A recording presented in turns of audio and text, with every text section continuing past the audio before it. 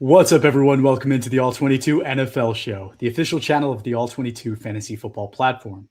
It's the only fantasy football game with full 53-man rosters, including offensive linemen, where you get to choose personnel packages and have access to PFF grading and advanced stats to make decisions each week. To learn more and sign up, go to all-22.com. Ray, we are speeding along at this point, man. We have 2 weeks to draft day, like not even a week and a half or something. This is do or die time, Ray, and we are doing what I think is the most important position in this draft. We know there's one quarterback that's going to go number one overall. There's another guy that might be in the mix, top 20. We'll see. But this edge rusher group, Ray, this is a really interesting group. And I strategically, you reached out to me. You said, I think these are the 6 guys we should do. Who do you want? Ray, I gave you the players that I gave you on purpose, okay? Because I know that you are lower than one of them than I am. I don't know what your opinion is on the one that we're going to do first, and I'm very excited to hear your takes, and I hope you're excited to hear mine, Ray. People, this is not a highlight tape. This is a review of the trends that we see with these players, so that when your team drafts them or you draft them in all 22, you know what to expect, the reality of the situation, not just the highlights. Ray, how are you doing, and you're ready to get into this thing? I'm doing great, man. Yeah, I guess you could say I'm totally looking forward to what you have to say about these prospects. That's why I'm here, to hear what you have to say about some of these guys. Also, just right. To add, yeah, we like to stick in this format with 5 plays in 5 minutes, give or take. And that's what I'm going to adhere to. Chris always breaks the rules. I typically don't. And I'm not even breaking the rules with this guy, because technically I'm doing like 2 players with this review. So I'm going to start with Arbell Reese, as you see on the screen here. Chris, what do you have on Arbell Reese before I jump in? So Arbell Reese is a junior at Ohio State, or was, 6'4", 243 pounds. So maybe on the slightly smaller side for an edge rusher, but in today's NFL, this is kind of pretty common at this point, but still just 20 years old. And he's going to be 20 years old, I believe, on draft day.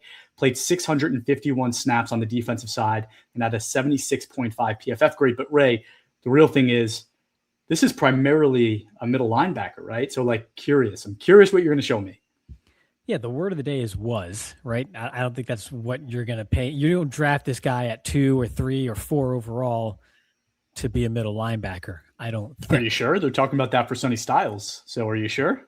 Let's jump in. So first play, here he is, identified by the arrow here. We're going to start against Michigan, and we're going to have a bit of a pass rush rep here, and I think this pretty much sums up who Arbell Reese is as a pass rusher in one play, even though it seems kind of, not that big of a deal. But it's not a technically sound rush, but he still disrupts the quarterback because of his athleticism. So he's going to kind of fake an outside rush and then cut inside once he plants off of this outside foot right here on his third step. But there's still a lot of space between him and the offensive tackle, which ideally for the offensive tackle gives you a chance to kind of mirror and recover and not give up your inside shoulder on this rush here to allow Reese a free path to the quarterback.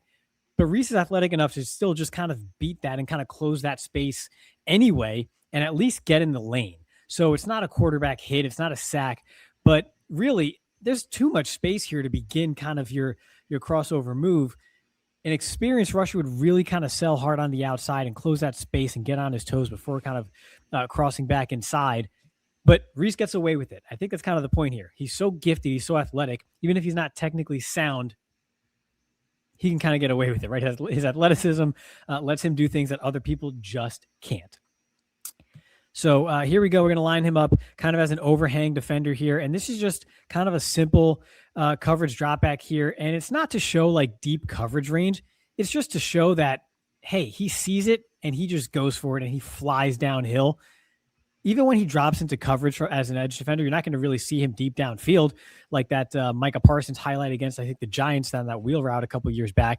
No, this is going to be more like a kind of curl flat type of stuff, and he's going to drive on the ball, and he just does a phenomenal job at that. Recognize it right away, makes a nice form sound tackle. So really like that from Arbell Reese, kind of seeing the explosive sort of downhill explosiveness that he brings to the table.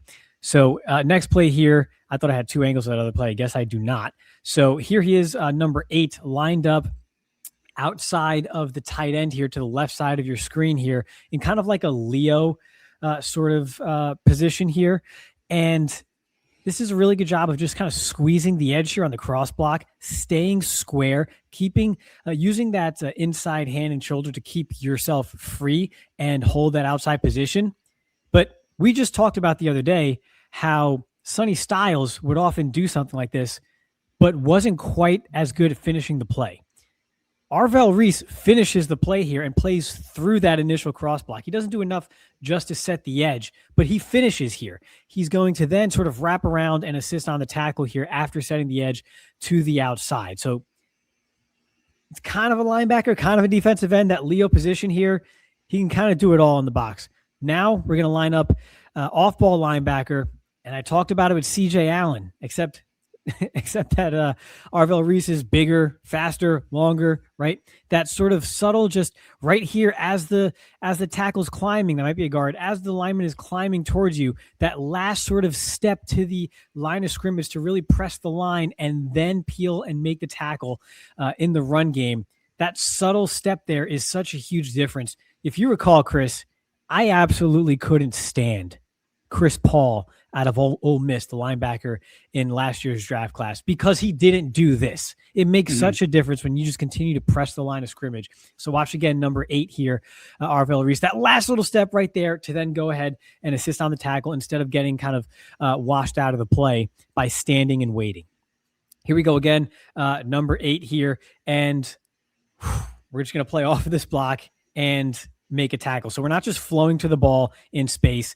Now we're going to play off this block here, go over the block and make this tackle, drive with your feet and finish. But watch from the other angle here and check out this strength. So again, he's squaring up with number 57 right here, and he's making this tackle with a lineman on his back, Chris. Okay, there's a lineman on his back, and he is driving through the running back and finishing the tackle on his own. I think I did this play with Sonny Styles, and if you look at Sonny Styles, it was my exact criticism. He guesses, he gives his shoulder, he doesn't stay square, and then you see Arbell Reese staying square, keeping his shoulders to the running back, keeping a hand free. Like it's different.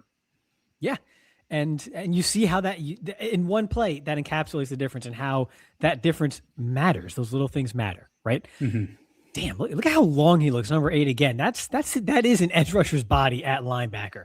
So number 8, I don't even have my note in front of me anymore. It went off the screen. So let's just see what the hell happens here. Lined up over the left guard here. Oh yeah, wide zone. I mean, I have so many takes on this play. First off, let's just watch Caden McDonald. Okay, yeah, I was gonna number say. 98.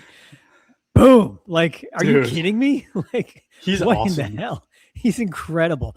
But watch Arbell Reese now, back to the topic at hand here. So he's flowing to the wide zone, but just kind of feels, just look at the helmet placement here. All of the front line defenders here are to the outside of the blocker here. So he's going to see that cutback, and he's going to beat the backer to the hole right there. Yes, he has help from McDonald right here, who just shucks off his blocker to make the play, but Reese is right there. He's in this hole squared up to help assist with this tackle.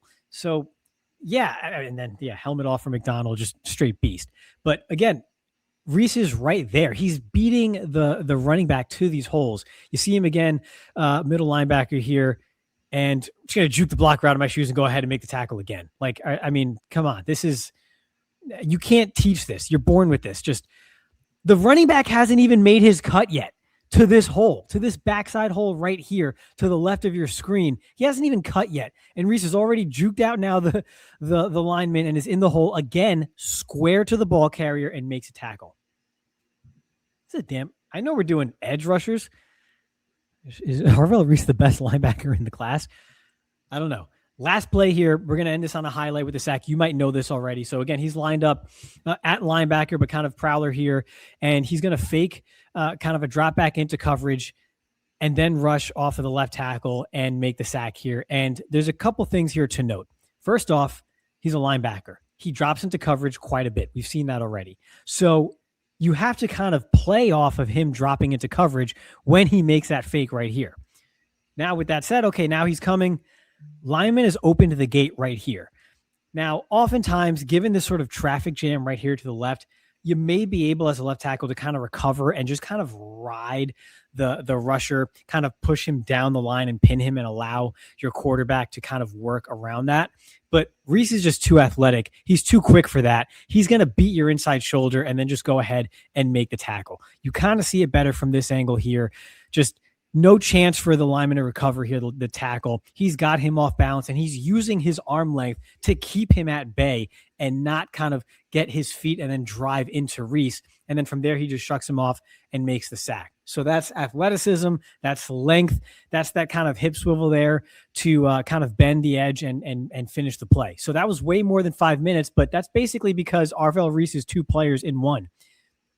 People are saying David Bailey might be the player that the Jets take here as the first sort of edge rusher in this class. Maybe. Okay. But Arbell Reese is certainly in contention for the best or most gifted edge rusher in this class. But I think he's the best linebacker in the class today, right now. He does everything that CJ Allen does, but in an edge rusher's body. This is two elite players in one. And people say, Micah Parsons, he could be a Micah Parsons type of weapon. I think he's kind of the inverse of Micah Parsons. Micah Parsons was phenom pass rusher first, linebacker just second, kind of like a 6.5 out of 10 linebacker. This is not the opposite because he's better than a 6.5 out of 10 edge rusher, but this is like an 8, 9 out of 10 linebacker here off the ball with the traits to be a gifted edge rusher. So I don't really like the Micah Parsons comparison once you get past the whole he's versatile sort of talking point there. This is the number one linebacker and maybe the number one edge in this class. But no, he's not Micah Parsons as a pass rusher. I'll just say that right off the bat. But everything else about him is fantastic. We're going to save our rankings for later. So we always say it, join us after the film review when we do our rankings and have a deep dive discussion about these players. Ray, I'm not even going to give you a hard time about going so over what we typically do, because honestly, I wanted to see this, right? I, as a viewer, wanted to see you review Arbell Reese. So super pumped about that one, and we'll keep it going here. Yeah, and with that, next up, Ray, I'm going to be doing Akheem Mesidor from Miami. He's a redshirt senior. He is a 25-year-old prospect. This is as old as we've really seen, right? Doesn't really get much older than this for a college guy. Most kids are going out partying. He might be taking his kids trick-or-treating. Who knows? 6'3", 280, 827 defensive snaps this year with an 92.5 PFF grade, had 18 sacks, 7 hits, and 68 hurries. Ray, I'm going to make my case that what the film shows you is potentially the best edge rusher of the class today. I think there's a case to be made in saying that. We're going to talk about it. I'm going to do the film review. Let's get into it. Okay, so we have him at the bottom of your screen, Mesidor. By the way, that's a bullfighting term. It's so perfect. It's so cool. I think his name is Matador, but yeah. No. It's the same. It's the same. This guy is a matador. Yeah, that's it. He's actually the opposite of a matador. He's what runs through a matador. Let's just get into it. I'm just going to shut up about my stupid takes. So bottom of your screen, I think he's number 3 there. It's a run play to his side. This is Notre Dame, 2 best running backs potentially of the draft class coming at you. So first off, I like what he's doing here with his body, right? He's getting extension with his arms and his legs. He's creating space and he's really trying to set an edge, but he kind of guesses inside a little bit instead of being a little bit more patient and staying square. And again, these are really good running backs. So let's just see what happens. Don't love that, right? So want to make sure that you stay square, make him be more patient. The running back, right? Because if he stays on to this block, the running back has to be a little bit more patient and is going to have to decide where to go in which situation. You have a much more likely case to make the tackle. Instead, spin move, here's an extra 10 yards, right? Don't love that. But again, I don't think it was terrible. I think his technique was actually really good, but we're talking about, again, NFL running backs. Here he is next play, and I think this one's going to be kind of along the same lines. So look at the explosion on this one, right? On the first play, he was a little patient in letting kind of the blocker get to him. I liked his extension, but he wasn't really driving through it. He's not happening again. That's not happening again here. I'm blowing up your face. And like, that's perfect, right? You set the edge perfectly. Running back has to go inside, and you keep your ability to get and pile up onto the play. So I loved seeing that there. He's number 3 here, lined up as kind of like the defensive end, like a traditional defensive end with his hand in the dirt, in between the tackle and tight end. And I really like this play. Blows up the tight end. There's a pulling guard coming around. I think that's guard or tackle, pulling around. Running back tries to help too. I'm going to run this back because you really need to be able to appreciate it. So there's basically 3 players that could potentially be blocking him on this play. Number 1, no shot. Number 2 kind of goes to number 1 edge rusher that's coming in, gets in the way of the tight end that's getting massacred. And then the running back sees it and goes, okay, now I need to step in and try to help out here. You're going to get blown up too. And I am in the way of the running back with the ball who's trying to make a play. This is goal line. It took 3 blockers to potentially get in the way of Mesidor, and it just doesn't happen, right? The motor on this guy, the second effort, is why I really think his play is great. 25, he's got kids, that he needs to feed. I get it, dude. I get the motivation. Here we go. This is him kind of in a pass play, right? So he's the edge rusher, but it looks like he has maybe some flat responsibility. Number 9, I think that's a tight end, is kind of breaking out into that flat. So he does a great job of kind of keeping in between the quarterback and the tight end and just kind of mucking up this play. This should have been an easy completion. And if anybody watched this Notre Dame game, the whole game was basically Notre Dame just getting to the flats quickly so that neither edge rusher can make an impact. They still made an impact. Super cool. So watch him just kind of get in the way of this, and there's nothing you can do. That would have been a loss of yardage if he caught that ball. It was better that it was incomplete. So here we go again on the goal line. Number 3, you can see the arrow pointing him. He's over the right guard, and he beats the guard in his movement. So let's just watch this again, right? This is not offside. He times this perfectly. Watch how quick he is compared to everybody else. Okay. He's in the backfield already. I wanted to murder the linebackers on this play because they ruin it. And the corner too totally bit. But like, it just doesn't get better than that. Like, everybody else had the easiest job in the world and they blew it. But just Mesidor's ability on this play is unreal, right? That's just, again, he's 25 years old, and I see a 25-year-old edge rusher playing with a bunch of like 19, 20-year-olds. Next play, he's lined up very wide, right? This is a very wide split. Let's see how he takes off. Good. Look at that. Let's rewind that. Let's see the separation that he gets with that step. So right here, he's kind of squaring up the tackle. And then look at this pivot. He's basically juking. He gets so much space. And him and Bain are destroying the quarterback together, showing you from the other angle. It's just, you can't block that. You just can't do it. Like I said, these guys continue to make an impact on this game, which was super cool to see. Believe this may have been the next play in the game. We're going to see him just, again, this is him lining up more inside. So again, like, he can do it wide. He can do it inside. He can make plays everywhere. He's very impactful. I really believe that. It was awesome to see. I guess I left in a little celebration there. Love that. Here we go again. So just showing that from a different angle. Like I said, he's lined up here kind of in between guard tackle. So more inside with Bain next to him. Like, I don't know how anybody blocks this, but really, if you're one-on-one, like, you're losing. You're losing, right? And I think he deserves more credit on the sack than Bain does.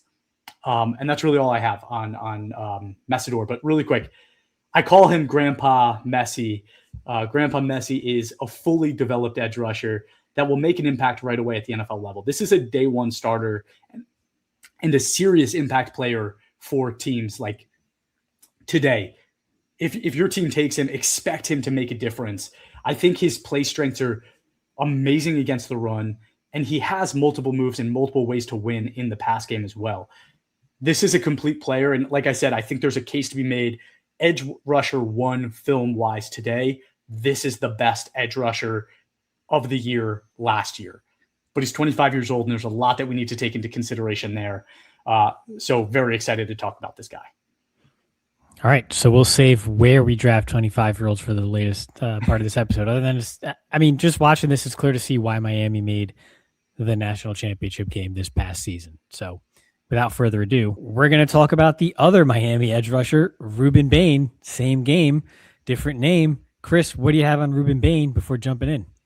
I have Rueben Bain as a true junior, 6'3", 270 pounds. So this is maybe him and Mesidor are both big guys, but this is like 6'3", 270 of like pure unadulterated muscle. 21 years old, 879 defensive snaps this year with a 92.8 PFF grade, had 25 sacks, 17 hits, and 114 hurries on his career.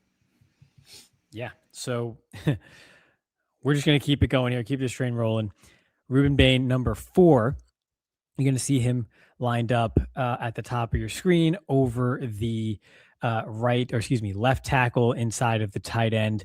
And speaking of tight ends, we're just not going to mess around with that. So we're going to knock this tight end kind of off his feet here and just knock him back into the play. We're going to see it, especially from the end zone angle. Just tight end's already just off his skis. Look at that. Like hopping on one leg. Just he's literally almost at a right. Is it a right angle here? 90-degree angle here. He's got number 9 just completely in hell right now. And he's going to knock him back into Jeremiah Love. Love trips over him because he's knocked back into the hole. And then the rest of the defense is there to clean up. You can't block Rueben Bain with a tight end. That's just not going to happen. I know some offensive schemes like to do that with backside ends, or in this case, even front side. That's not going to work. He's a dense defensive tackle, but in kind of an edge rusher's body. So nonetheless, let's just not do that anymore. So second play here, again, lined up over left tackle, and look at how he just flattens the corner. Like, this is crazy. I don't know what else to say. Like, he gets to the outside shoulder, just kind of look at that. There's that viral picture, right? Of Rueben Bain kind of running that bag drill compared to, was it Arbell Reese, I think? And the difference in how low to the ground Bain was. You see that right here. Look at the ankle flexion. Look at his left knee. It's like 4 inches off the ground, if that. And his toes are pointed to the quarterback. That is fantastic ankle flexion. Just flattens the corner. Doesn't make the sack here, but forces the quarterback out of the pocket. Pretty good play, honestly, by number 13 to get out of that right there. But, I mean, that's just what you'll have to see. I mean, you talk about arm length, and we'll have that conversation, but there's really no... It doesn't matter if you can position your body to not get stricken by the offensive tackle there and to dip so low and to have that sort of flexion to bend the corner there. Fantastic job by Rueben Bain. So here we go now. Next play. This is the third play. We're going to see him lined up over right tackle. And this is just strength, stacking, and shedding. He doesn't make the tackle here. But again, look at him engage the guard, stack, sort of extend there. So again, we talk about arm length, but his hands are to the inside. His hand placement is so key here that he gets inside of the guard, extends, stays square, and then goes ahead and kind of shucks to the inside. Again, doesn't make the tackle, but kind of mucks everything up and allows for help from his defense to go ahead and make the play. The hand usage is just crazy, Chris. I mean, just what in the world here? Let's watch this again. So again, lined up over left tackle yet again. We're going to get to that outside shoulder, dip, flatten that corner, let the quarterback know we're there, and disrupt the throw. Let's see it again from this angle. Look at the hand usage right here. So watch that inside hand. He swipes down at the left hand of the left tackler, or left arm of the left tackler here. So he's going to swipe him down to free himself. And then again, he's so low to the ground and he has such good bend that there's nothing else for the tackle to really do. There's nowhere for him to grab or strike. Once his outside hand is chopped down and Bain is just turning the corner, there's nothing left to do but just kind of push him in the back, which just heads him into your quarterback and disrupts the throw and, forces an incomplete pass. So Rueben Bain, yes, there's talk about the length, the frame, what's the upside there, the data around guys with that sort of arm length. And that all matters. It's all part of the equation. But I think this guy might be the best edge rusher today in this class. I think he's got a case for it today. He does. If he doesn't have to be taller. If his arms were just longer, what would be the fault in his game? There would be none. It's just, hey, I don't know. Do I go against the data that's, 50 years deep at this point when it comes to measuring arm length, and none of them have reached the success that you would expect from someone drafted in the top 5? or do I just go by the film and the tape? That's for these GMs to decide. That's what makes a draft great. But as a pure football player, Rueben Bain is a dog, man. Wow, man. I did not expect that take from you based on conversations we've had in the past. I'm happy you got there, and I'm happy we're going to be able to have a more positive conversation than I expected when we do the rankings. But on to the next. And next up, Ray, we have Cashius Howell at Texas A&M. This is a redshirt senior as well. 23, not 25, so 23 years old, 6'2", 248, 591 snaps on defense this year with an 81.2 PFF grade, 26 career sacks, 15 hits, and 78 hurries. Ray, very pleasantly surprised about this kid. I'm super excited to talk about it, so I'm going to jump right into it. Here he is at the top of your screen where the arrow is pointing, that big obnoxious red arrow, and over the tackle there, the right tackle. And let's just see, right? So this is a pass rush rep, and we talked about Rueben Bain just basically rolling over people. This guy's got a little bit of that too. Again, 6'2", 248. That is like dense size, right? It's a little bit on the shorter side, I think, for an edge rusher. So really just kind of like tight muscle. And I don't think this is a great rep in all honesty. He misses with the arm swipe. He gets a little locked in. He doesn't have extension, but he's so strong that he basically just drives the tackle right into the quarterback and then dumps him. Like, that's freaking awesome. Like, I love that, right? He's on the other side. That's another thing I like about this kid too. He's all over the field, right? They play him on both sides. He sometimes even gets in the muck in the middle. Like, he's not just a put me on one side and let me do my thing kind of a guy. I like this kid's engine a lot. Over the left tackle this time, and it's not an impact play, right? He doesn't end up getting in the way of this play. I just thought it was important just because, like, watch how quick he wins. Done. That sidestep and able to cross. The tackle's back is to him right now. Can we just appreciate that for a second? Like, the tackle is freaking lost. He's in Narnia. The rest of us are playing football, and this dude's hanging out with a lion. Just love the reps that we're seeing from this kid already. So here he is, again, playing something a little bit different. He's not out wide. He's lined up over the tackle, really kind of head on, hand not in the dirt. But let's see what he does on this play. So it's a run at him. This is one of my favorite plays that I watched the whole film review. Watch the edge that he sets there. The running back basically just ran into his own tackle after he thought that he had a lane to get outside, and this play's ruined. He got way more than he should on the cutback, but you can't ask more from Howell than what he does on this play. Like, that's perfect play by the edge. Here he is at the top, standing up, a little bit angled out wide over the left tackle. And let's see what he does. So he gets a little bit locked in here. But again, I talked about the motor of this kid, right? He's not giving up, right? He lost the rep. In my opinion, he lost this rep. Watch the second effort that he gives on this play, right? You lost, right? You have no separation. Tackle has two hands on you. And the quarterback has a pretty clean pocket. You drive and you knock the ball out of the quarterback's hand. Like, NFL teams are going to love this kid. Here he is at the top of your screen, and just an absolute quick win. And I talked about second effort, right? It wasn't just enough to win. The quarterback had an out. The quarterback's getting out of town. And just watch the way that he pursues and continues to fight on this play. The finishability from this kid, excellent.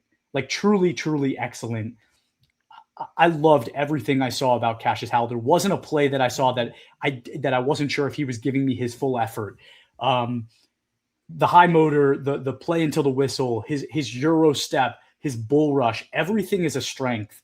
And he's making a case for me, right? He's making a case where maybe, again, 23 years old, he's a little bit old, 6'2", he's on the smaller size for an edge, but just, and again, 23, like, but there's so much to like in his game, and he gives you so many reasons to root for him that I think he's going to get taken a lot higher than potentially we're hearing about in common media right now. You know, the more we get into it, the more I think this draft class at edge in particular is going to pit the data guys versus the tape guys, and everyone kind of falls somewhere in between those two extreme spectrums. But it's going to kind of force people to declare. A short-armed 23-year-old guy doesn't profile too well, but then you really like what you see. What do you do with that? Where do you take that? I don't know, Jim, but that's kind of the case with a lot of guys in this edge class. So a lot of decisions are going to have to be made and a lot of discussion taking place in the war room. But I think we got one left. We have 2 left. Oh, we got 2 left. I got 1 left. My bad.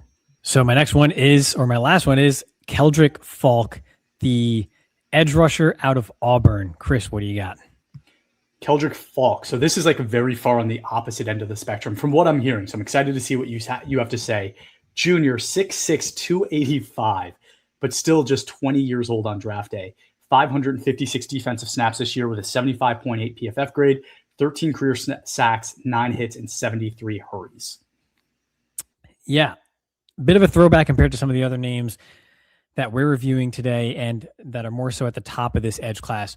So we're going to get right into it. You see him here identified by the arrow. One thing you're going to notice is very often he lines up on the inside shade of the tackle. So as we let it run here, this is basically what he brings to the table. In a nutshell, he's kind of a pocket pusher there, power rusher. But watch some of the details of this rush right here. So again, lined up to the inside of the left tackle on the right side of your screen here, which is typically a pretty tough alignment for an edge rusher, at least if you want to get around the edge and the corner. But right here, he loses, okay?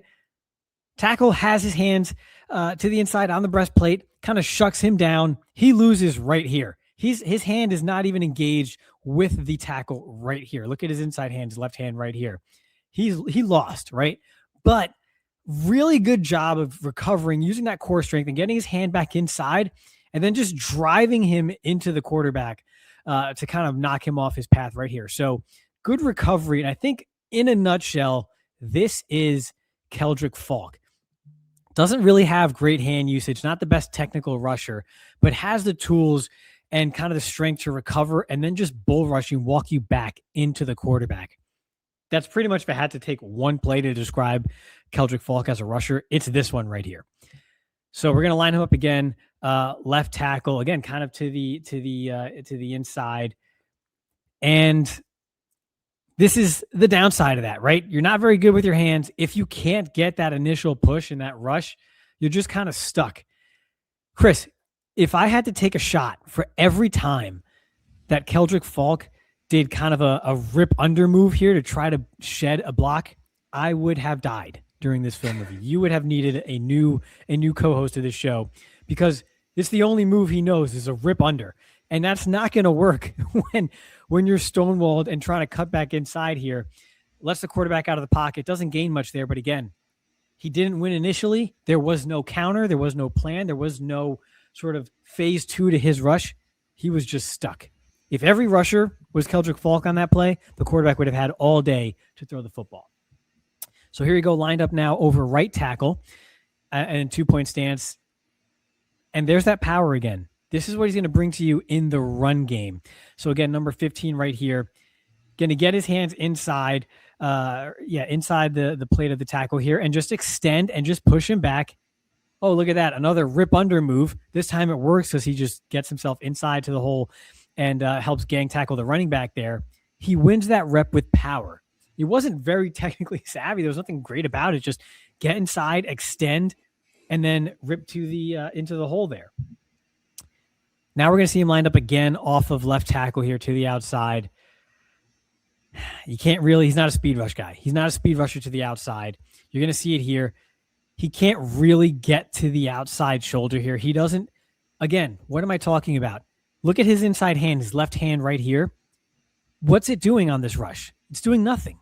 He's not swiping down. He's not chopping down the outside hand of the tackle, the left hand of the left tackle there to kind of get around the edge and free himself. He's not using his free right hand to chop down either and kind of take his hips parallel to the quarterback and close the edge that way. He's just kind of running and doesn't have the flexion of someone like a Rueben Bain to bend that corner and get to the quarterback. So you end up on the ground. You don't have the ankle flexion to do that speed rush to the outside. Now, again, 6'6", 280 plus, you're not going to really ask this guy to do that, but he tries. You know, some big guys want to play point guard. Doesn't really work out well for him. Last play again, he's going to be lined up over the or to the inside shade of the tackle here, 69. So on the left side of your screen to the inside shoulder of the left tackle, and he's going to rush and engage the left guard. Gets, again, no real backup plan. There's no secondary move. Tries to freaking rip under again. Okay, he tries to rip his right arm through. It doesn't work. But then he gets his left hand up and bats the ball down. So that length, that's why length matters, right? It can get you out of trouble. And that's what it does here. Not an effective rush, no real counter move, but he gets that hand up and knocks the ball away. What prevents it could have been a chunk play over the middle of the field there. So that length bails you out. The tools do show up on tape, but this is an incredibly raw player. He has no pass rush plan. He just kind of wins with power, running down the middle of the blocker there. And you're not going to be able to overwhelm NFL offensive tackles like that, especially if you're 20, 21 years old. That's just not going to happen. These are grown men. You can't do that to them. So there's a lot of tools there to like. The length, the power eventually is there, right? You can kind of see some of the athleticism. There's the freaking rip again. If he can come up with a plan and kind of be more of a technically savvy rusher, but that's a long way off. So you're drafting Keldric Faulk for what he can be and who he can become, and not at all what he is today, because that's far from a first-round player today, but the tools are there where he could theoretically get there. All right, Ray. Good breakdown. Pretty interesting player. I think you're going to know what I have to say about him pretty early on, because I often say that about guys that are 20 years old and decide to come out and don't have the tape to back it up. Ray, and last up, we have David Bailey, Texas Tech. I think this is the guy you mentioned earlier. There's a lot of hype around David Bailey and the Jets at pick number 2. We're going to talk about how we feel about that. But just real quick, senior, 6'3", 250 pounds, 22 years old, 623 defensive snaps last year with a 93.3 PFF grade, so pretty elite. 27 career sacks, 31 hits, and 86 hurries. Ray, I'm really excited to do this review, so I hope you're excited to hear it. Just because, like I said about yours, I was really excited to hear what you had to say about those players. This is the player that I wanted to do for a reason. So David Bailey, number 31, red arrow at the bottom of your screen, going up against the right tackle, and he's out on the outside, and he wins quick, right? He wins quick. Just get your hands off of me.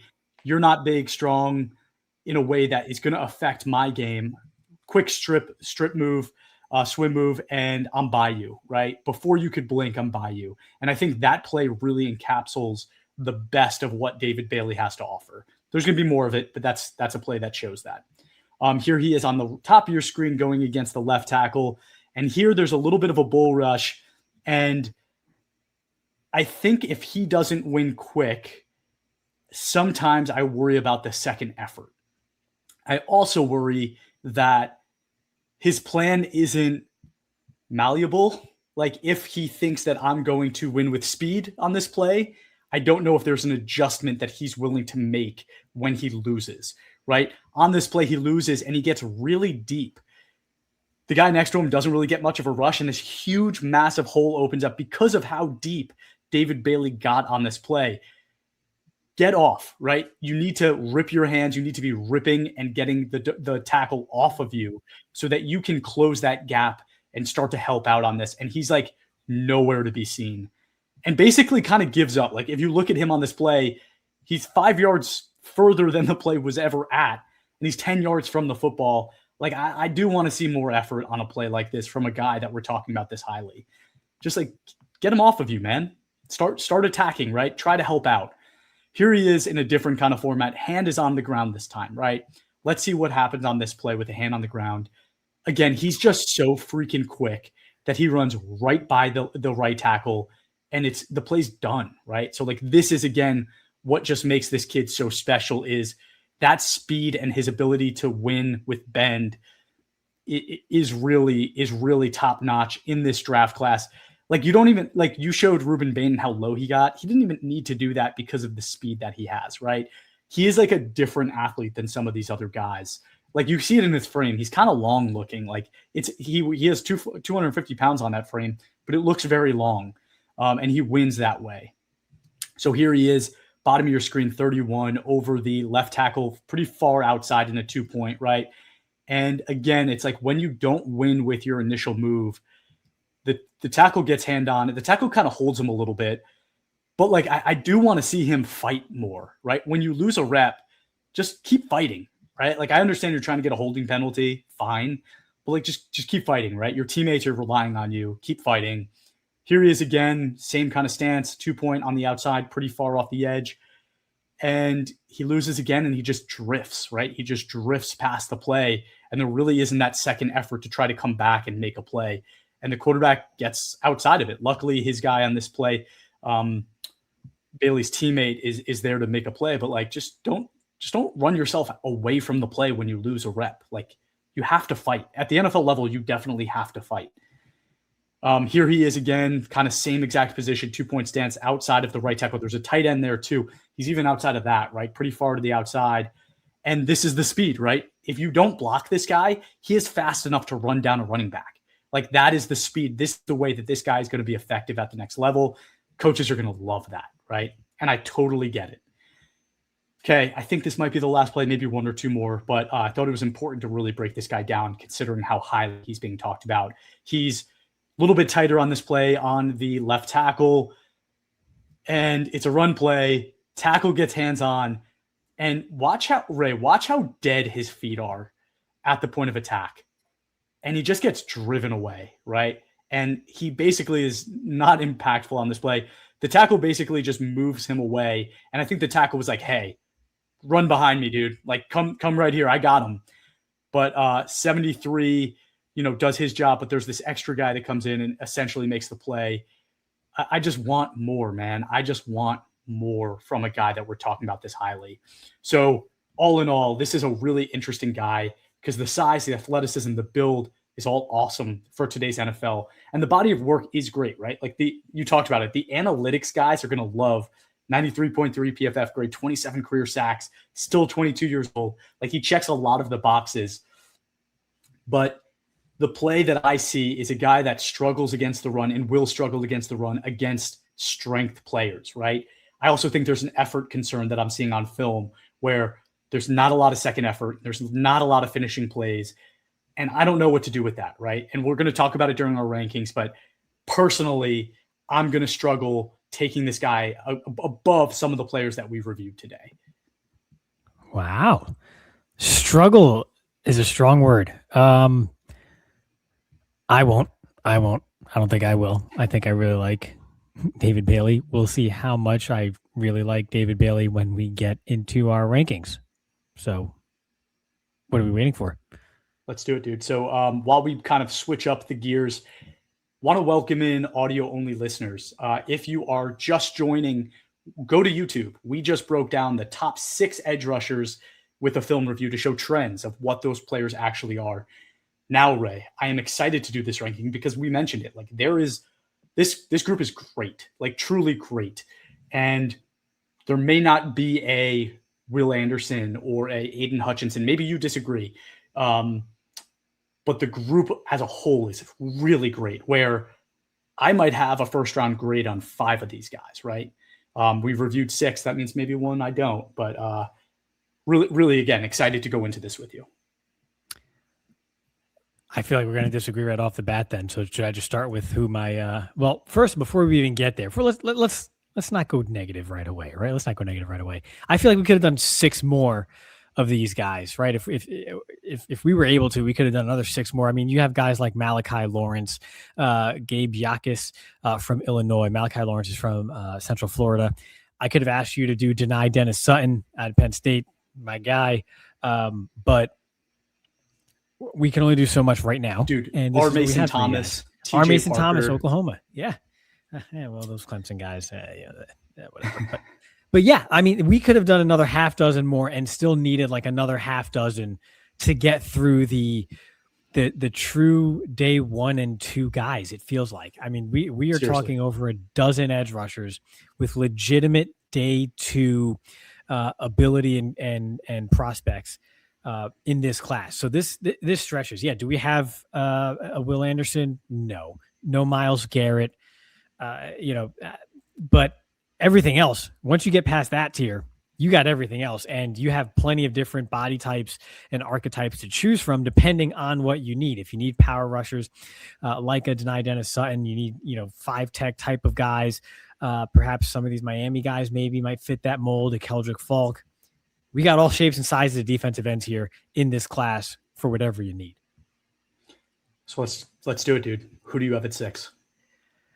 So of our 6, I have Cashius Howell 6th. I have him 6th. Wow. I know you like him. Okay. I know you like, yeah, whatever. Dude, 0 percentile arms. He's got the shortest, his arms are, everybody talks about Rueben Bain because he's at the top of the class. 30.25-inch arms, a 6'2" wingspan. I don't care what type of motor you have. Like, you could have the biggest motor in the world. If you're going up against Lane Johnson or Jordan Mailata, okay? We talk about Jordan Mailata. What's the Jordan Mailata test, right? You're going to look like, in the cartoons where like that, you're like holding the guy's like head to like his face and he's just kind of like flailing around. Like, dude, this that's is so what it would look like. Like, bro, 30-inch arms? Are you kidding me? That's the profile is what's bad. It's not the tape. Dude, this is why we have all 22. Just for the people out there, this is why we have all 22, because Ray just talked about a guy that I am very high on. I know you are.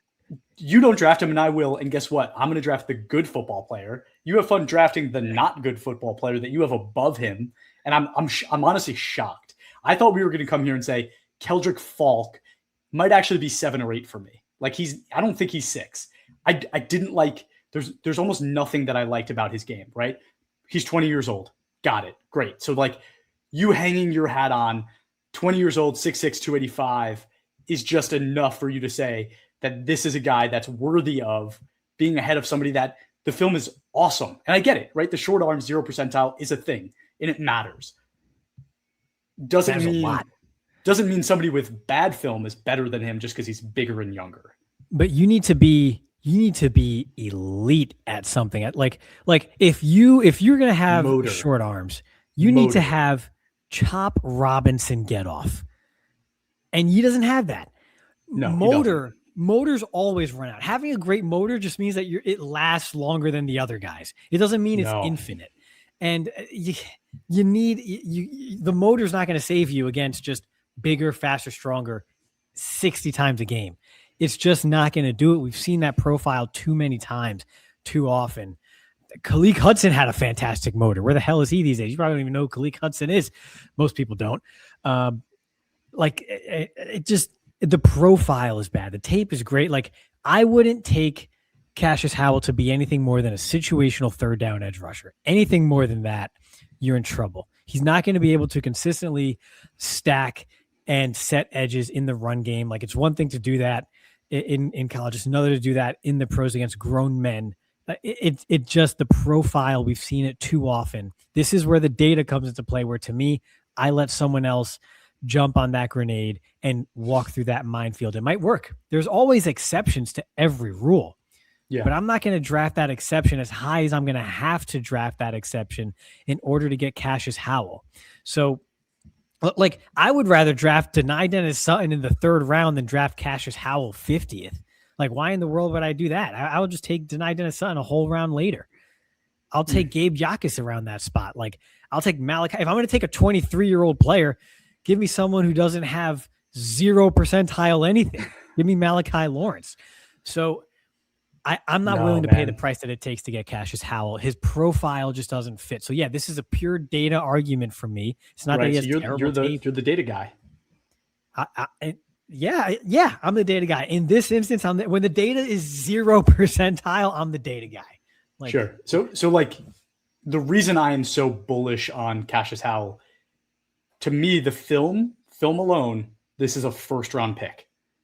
The film alone is a 1st-round pick. But then you go into 23-year-old redshirt senior with 0 percentile arms, and I get that, right? So to me, it's like, okay, if in the mid-second you need an edge rusher, he's discounted so much because of the arm length and the age that getting him at 50 is tremendous value to me. because the film is first round film, and the motor is first round motor, and the person, right? Like all of the things that I think make championship teams, this guy has. And that's why, like, I want to draft winners. Keldric Faulk was number 6 for me because you're just sitting on God-given gifts, which, to be honest, didn't look that great, right? Like 6'6", 285 is, to me, move inside. Like you don't have good speed. You're not even that strong. Like you weren't that impactful. Like we talked about Shamar Stewart last year, where I was like, dude, if this guy was playing like true defensive end or like defensive tackle, not nose guard, but like defensive tackle, defensive end, I would love him on my football team because he's so freaking strong that it impacts the run game tremendously. He ends up going in the first round. Keldric Faulk does not have that to his game at all, right? He's not an impactful rusher of the passer. He doesn't have speed, and his strength at 285 is underwhelming. So to me, that's like a third round gamble, right? And I get 20 years old, 6'6", 285. You do take that risk at some point, but I'm not taking that over guys that I think are going to be part of winning football teams. Where do you have Faulk? He's 5th for me. I don't take either of them in the first 2 rounds, and he's 5th for me of this group because it's this edge group is going to be really hard for me to sort out because I think in just a straight stack we couldn't do his film, but Malachi Lawrence probably ranked above both of them for me. Gabe Yakus and Denai Dennis Sutton might be ranked above both of them for me too. So when I say I'm not taking either of these guys in the first 2 rounds, doesn't mean that I'm only taking 4 guys in the first 2 rounds at this position. I'm right. Talking more so of this group when I talk about my 5th. Yeah, I don't take either of them in the first 2 rounds. So then if I'm on the clock in round 3, I'd rather just gamble on the traits at that point. And then I will take Keldric Faulk. And I'm not going to play him on the edge. I'm going to play him 5 tech. So like how you guys had Rashawn Gary. I think once he had a Micah Parsons type weak side edge rusher opposite him, he played a lot better, even coming off his injury. Once Micah Parsons was down, Rashawn Gary was invisible. I think he's a complementary piece, and he needs a complementary piece in order to kind of allow him to play his role and do what he can do well. So besides size, what is he giving you? He gives me length. He gives me strength. He did have production. It was more so a couple of years ago than it was this year, but it's not like he had 13 sacks, Chris, like as a what was it? 10 sacks as a 19-year-old. I mean, it's there. And it's not like everybody looked at the Auburn Tigers and said, this is the most well-coached team I've ever seen in my life. They're basically just Florida, but I think a little bit, I don't know. Are they west of Florida of Gainesville? I don't know. They're somewhere down there in the south. Don't ask you. I think they're west. But in any event, so I think there's something there, but I'm not willing to pay a premium in the first 64 picks for that. So to me, they're both third rounders for me. And if I'm in the third round, I'm going to take traits. Yeah. And I think you made a good point, right? Because there are like 4 edge rushers that I think are in the mix with these 2 guys that we just, obviously, again, time runs out. So we're only judging these guys right now. So Keldric Faulk is 6 for me. He's 5 for you. Cashius Howell is 5 for me. He's 6 for you. Who do you have at number 4? I have Mesidor at number 4. Okay. And hey, man, he's injured a lot. He's had foot issues, and he's 25. Look, sometimes it's very simple. Sometimes it's a very weird sentence to say. Sometimes you get caught up in the film. Mm-hmm. And it's like film is king. Film, yeah. But sometimes you get caught up in the film. Why weren't you in the NFL draft when you were 22? Why? Were you not good enough? Play edge. What the hell does that mean? He was playing on the inside, right? So like you move him to the outside and he's immediately almost a superstar. So that matters, right? Like it's like, okay, so he wasn't a NFL defensive interior player. You move him to the outside and it's like, oh, whoa, like this is awesome. And I get it. Again, you made the point, 25 years old. Like that's a long time. And we really are like banking on him not just being stronger because he's a 25-year-old, right? I get it. You continue. And injury issues, and he's had foot issues. It's not like it's a healthy 25. But to me, like, name the 25-year-olds, 24-year-olds that have been huge successes if they were drafted in the first round. Totally. Terrence Newman was 22 years ago. And I think he was turning 24, not even 25, when he was taken, fourth or sixth overall, something like that. I mean, Brandon Weeden was old. The Eagles drafted that lineman, that guard, and he was, I think, 25 years old. Like, at a certain point, you would have come on the radar as a 20. Like, it would have made sense for you to come out. Like, he was of draft age before NIL was like a thing. NIL is just 3 years old. He's been draft eligible for 4 years. Like, it's at some point, what do you like? Yeah, it's just that makes me nervous. I get that everyone's developmental track is different. Believe it or not, Chris, I was still growing until I was 22 years old. So, like, I kind of get it. But you're 20, like, he's about to get off his parents' insurance and he still hasn't collected an NFL paycheck. Some guys are already on their second contract in the NFL at his age. So that worries me. But the tape is very good. And then he's got foot issues. I let someone else, again, there's some guys that I just let someone else really kind of take that risk.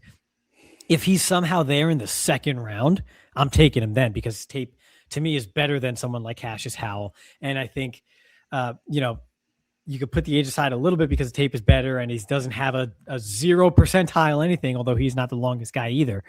I'll take him in round 2.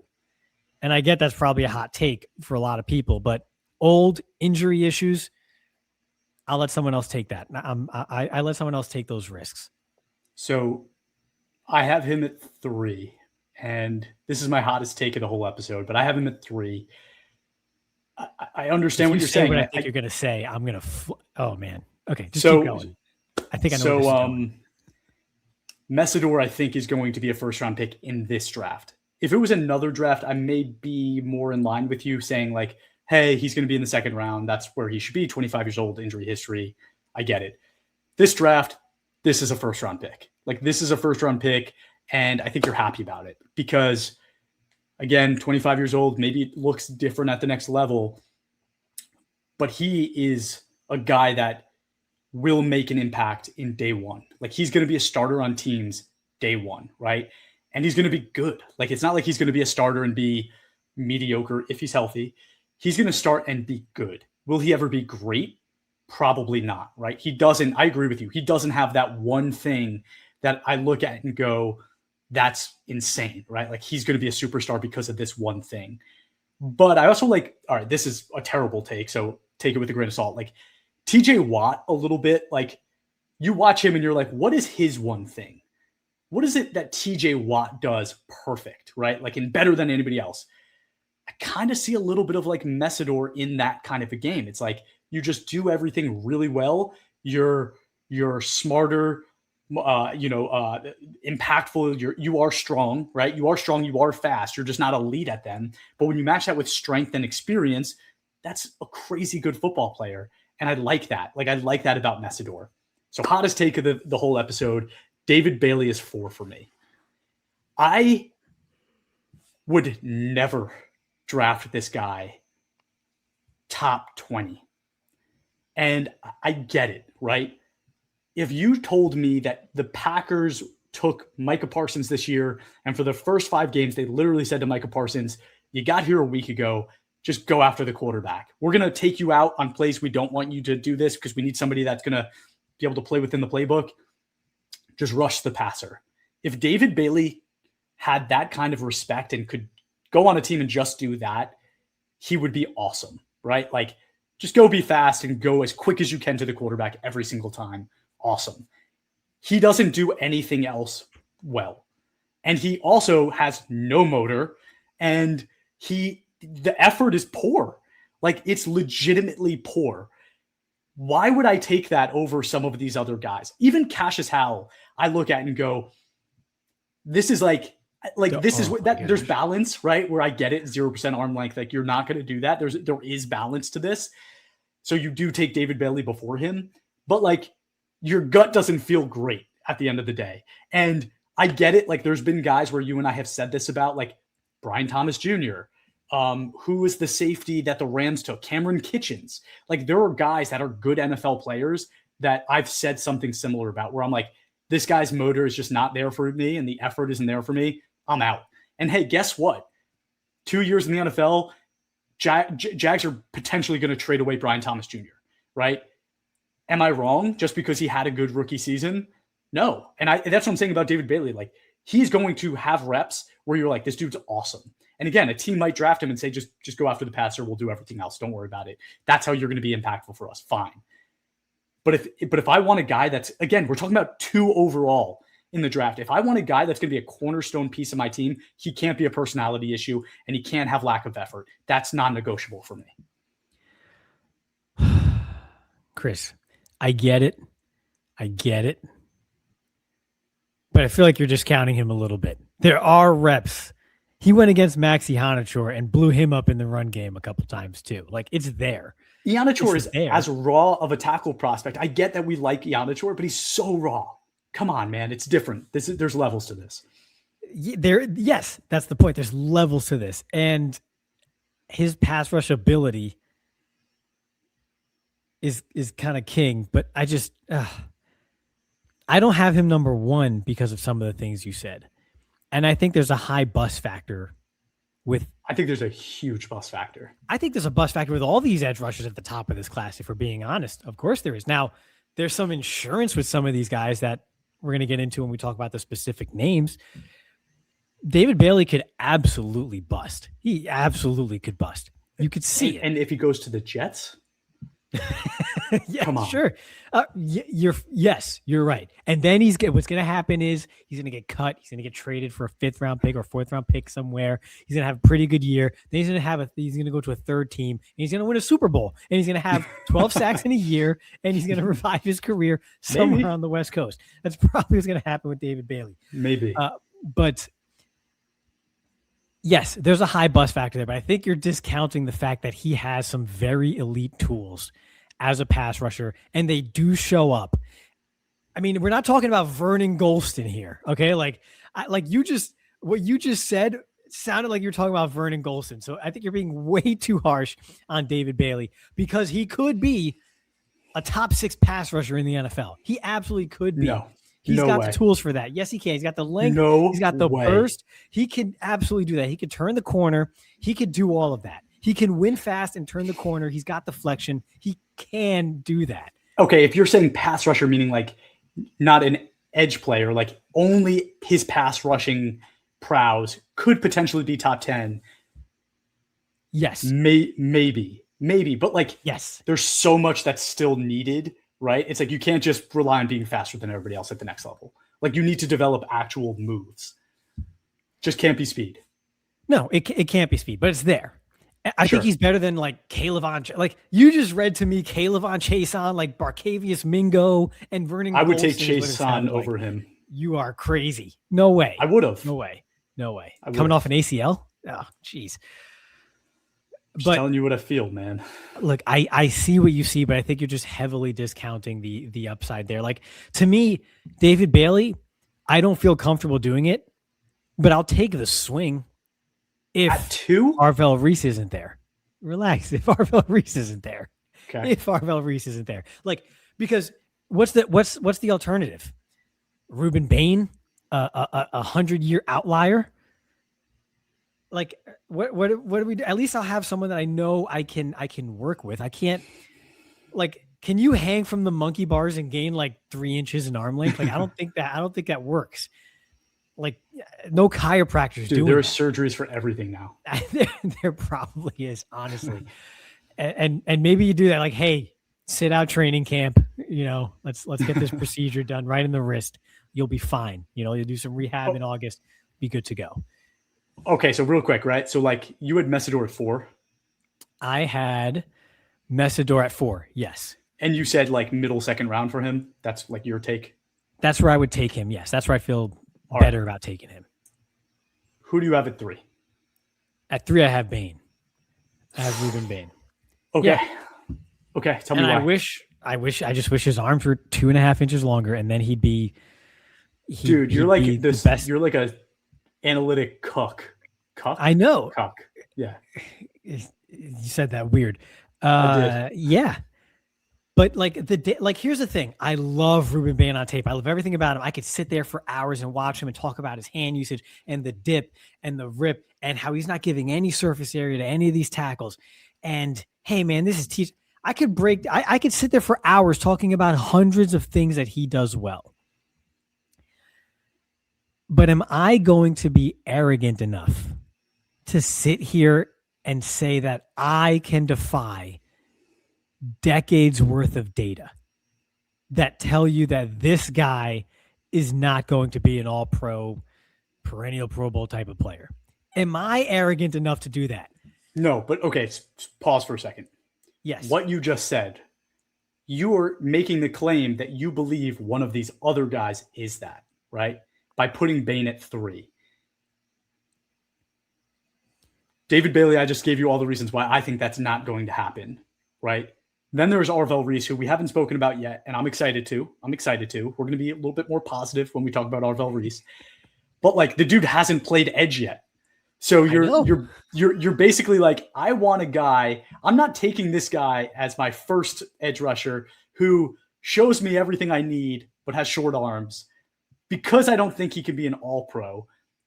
One guy doesn't really put in effort, and the other guy has never played edge before, and you're just fine saying that one of those guys could be. And the bust factor, right? Like, if it's here and here and Bain's here, you're saying that it's better to take that risk. And what I'm saying is, I think the ceiling is like here for these other guys, but the floor is here, right? You just lost my hand on the screen. That's a really hard thing for me to kind of wrap my head around. Right? Well, I mean, this is why people make money on this stuff, like those personality tests, like, ooh, what are you? Are you like a pilot or a air traffic control or whatever? Like, those things. Like, what is your DNA as a scout, as a general manager, as a team builder? Which is why I love all 22, because you can football players. It's not that simple, Chris. It's not that simple. It is. It seems that simple, but it's not. Okay. And this is why we have all 22. So you could put it to the test. But like what is your DNA? Because if we were picking players right now to play a pickup game in the parking lot today, I'd take Rueben Bain over everybody else in this class because he's the best football player today. But that's not what I'm doing. I'm investing millions of dollars for what this player can be when he's 24, 25 years old. Because if you're in the business of drafting rookies or drafting anybody for who they are their rookie year, you've already lost. You can't rely on them that strong. You just can't do that. So I'm not worried too much about who this player is in 2026. I'm more worried about, honestly, 2028, 2027, 2028, 2029. But can I tell you why I struggle a little bit with what you're saying? Because okay, so Aaron Glenn is the coach of the Jets, and he drafts David Bailey at 2 overall. Guess what? He's going to lose his job next year anyway. And then what if David Bailey isn't the fit that you want for the new guy in the new system? And you just took him because he fits what Aaron Glenn is doing today, but we don't think he's actually the best guy, and maybe Rueben Bain is, right? I'm not saying that he is, but like, that's the alternative. It's like, that's what I struggle with. Like, you can't draft that way because these coaches are more temporary than the players are. I think the problem is when you make those coaches make those decisions, and then it's like that's what gets you into trouble, is those short-term incentives. The Cowboys drafted Taco Charlton over TJ Watt because Taco Charlton played with his hand in the dirt in college. TJ Watt, he's more athletic, but I don't want to teach this guy how to play with his hand in the dirt. We're going to take Taco Charlton. If his name was Tim instead of Taco, he would have been a 5th-round player. But they took him in the first. His name was Taco, and he had long arms. That's you guys. And but like, so one other thing real quick. So like, I get also you're the Cowboys and you pick it 12, and like, you have Quinnen Williams already, right? You just added a bunch of other players, right? Like you added linebackers, I think. I don't really remember all your transactions, but like, you've kind of built a little bit of a foundation of a defense. So if you put in David Bailey, that's a situation where I'm like, that could work, right? He doesn't have to be the sole superstar of this team and the guy that they rely on for everything. The Jets don't have Quinnen Williams anymore. They don't have anything anymore on that defense. So if you put a guy in that is David Bailey and plays the way David Bailey does, how does it look different? And that's what I kind of struggle with here. Okay. According to Google AI overview, Chris, okay. NFL defensive line coaches generally earn between $100,000 and over $500,000 annually, with highly experienced coaches or those with extra titles potentially earning more. I am paying you this money to get David Bailey, who is big, who is fast, who has long arms, who is twitchy, who has potential to be strong, to get him to round out his game. That's what I'm paying you this money for. At some point, you got to do your job. Dude, otherwise, I've said it before. I want you to prove me wrong. I want David Bailey to prove me wrong. I want him to go to the Jets and be a superstar. I want that for him. Because again, this is like a 22-year-old kid. I want him to have a bright future. But if I am the GM picking at 2, that is definitely not my pick. And again, I think like I had said, like 20 is where I start to feel comfortable with a guy like David Bailey. But really like 12, if it is the Cowboys pick and he's on the board, perfect, right? Like I get that pick for you guys. I don't get trading up to 3, which is what I'm hearing, that the Cowboys are looking to trade up with the Cardinals to get one of Arbell Reese or David Bailey. That's what I do not get. Sure. And so I'll wrap up my stance with in one sentence, or maybe it's 2 sentences. I don't know because I haven't said it yet. It seems like it's one in my head, but we'll see when it comes out. With edge rushers, you have to pay the pass rusher tax, right? You have to pay a tax for edge rushers. Yep. If you're drafting edge rusher in the first round, you're paying that tax. I don't want to pay that tax for someone with physical exceptions. I would rather pay the tax for someone with upside who can become something more or something upper echelon. And that's philosophical. I get why others say, I'm paying the tax. I want to make sure I'm getting something that's good, that I know is going to be good for me. I totally get that line of thinking, which is what makes this whole thing great. Yeah, dude, this is why this is fun, man. Yes. I have David Bailey at 4. I have Akheem Mesidor at 3. You have Akheem Mesidor at 4. You have Rueben Bain at 3. Let me hear your number 2. My number 2 is David Bailey. So do we want to talk about that more, or are we good? I think we're good there. We could just talk about Arbell Reese if you want me to jump into him into why he's my number 1. Yeah, let's do it. Yeah. So like I insinuated right during the review, people throw around Micah Parsons with this because he's versatile. He's not Micah Parsons. Micah Parsons is a better pass rusher than him. Micah Parsons is a better pass rusher than he will ever be. Let's just get that out of the way. And that's true for Micah Parsons versus pretty much everybody except maybe one person on the planet currently, if we're just keeping it honest. Arbell Reese has everything you want in an edge rusher. He's long, he's twitchy, he's fast, he's explosive. He knows how to navigate blocks. The problem is he hasn't rushed long enough to do it as an edge rusher, because even this past year, he was playing linebacker 60+% of the time. And half the time he was in like this Leo position, which is great for that defense, but he was never just a true edge rusher. However, if Arbell Reese, if it doesn't go to plan, if he somehow just doesn't take to it, right? If he just doesn't take to edge rusher, he might be, I think he's the best linebacker in this class. I just go, that's fine. I'm going to move you back to linebacker. I got a stud linebacker who's still big and can rush and I can be creative with, if it doesn't truly work out at edge rusher. So you could say that there's a bust factor with Reese because there is, given some of the unknowns and the inexperience at edge, and the fact that today at edge, he doesn't have best in class tape as a strict edge rusher, lining up at 7 tech and whatever else, like sure. But everything else is there. And I know I could just plug this guy in the middle of my defense if I have to and be perfectly happy with the player that I get there, because he's not even good. He's very good at that. So do you even call that a bust factor, or do you call that insurance, which Mesidor is about to have to pay for his own in a couple months here? So Reese to me is my number 1. I think if you were to isolate edge rusher only, it would be closer between him and Bailey. But when you consider the fact that this guy is awesome at another position, if nothing else, I think the clear winner is Arbell Reese for me. All right. So like everything you said about Arvell Reese, I agree with. I love this kid. 20 years old, to play with the motor that he does, to be as dynamic as he is, to be as unkind of wavering, right? Like unwavering in the way that he plays football, not being intimidated to rush the passer, to get into coverage, or to be that true linebacker.